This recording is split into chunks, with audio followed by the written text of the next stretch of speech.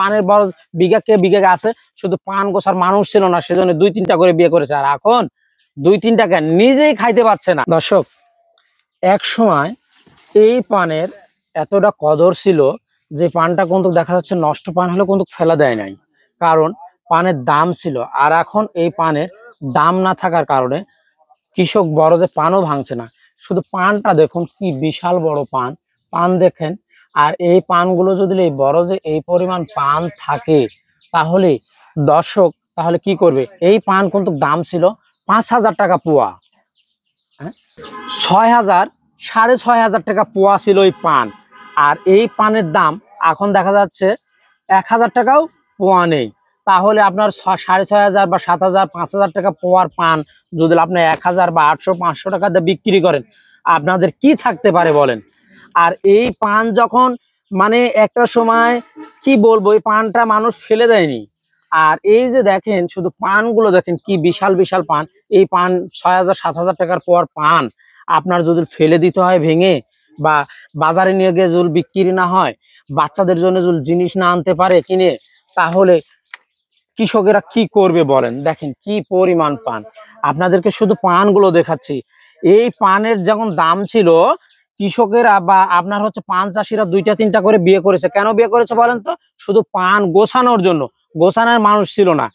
মানুষ বিয়ে করেছে শুধু পান গোছানোর জন্য, কারণ তারা বড় কৃষক। তারা পান দেখা গেছে পানের বড় বিঘা আছে, শুধু পান গোছার মানুষ ছিল না, সেজন্য 2-3টা করে বিয়ে করেছে। আর এখন 2-3টাকে নিজেই খাইতে পারছে না, তাহলে আপনার বিয়ে তো দূরের কথা। এখন এই বড় যে আপনার হচ্ছে যে ঠিক মতন কারবার করবে না, আপনার দেখা গেছে যে আপনার এই এই হচ্ছে নিজের পেটের খাদ্য যোগাবে। এই জন্যই দেখা যাচ্ছে যে আমাদের রাজশাহীর মানে পান চাষিরা অনেক দুঃখে কষ্টের মধ্যে বাস করছে, কারণ পানের দাম নেই।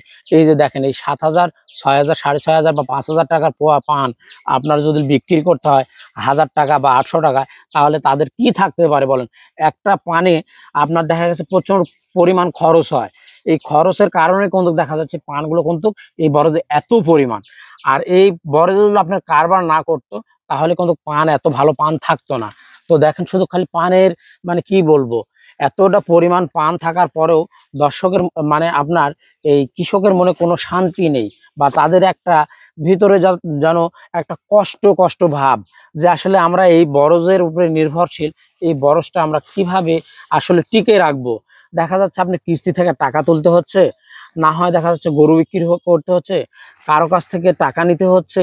এইভাবে আপনার পান চাষি ভাইয়েরা এখন আপাতত বেঁচে আছে।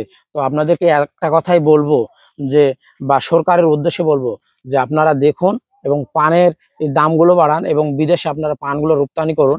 আর আমাদের এই পান চাষি বা আমাদের এই শিল্পটা বেঁচে থাকুক, কারণ দেশ বাঁচলে কৃষক বাঁচবে, কৃষক বাঁচলে দেশ বাঁচবে।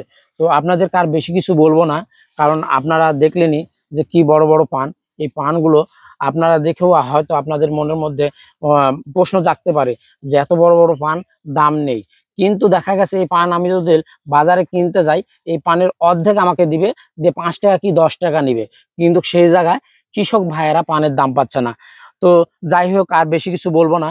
এই আপনাদের যদি ভিডিওটা ভালো লেগে থাকে, তাহলে অবশ্যই লাইক কমেন্ট শেয়ার দিয়ে আমার পাশে থাকবেন এবং আমার পেজটাকে ফলো করবেন। ভালো থাকবেন সবাই। সালামু আলাইকুম।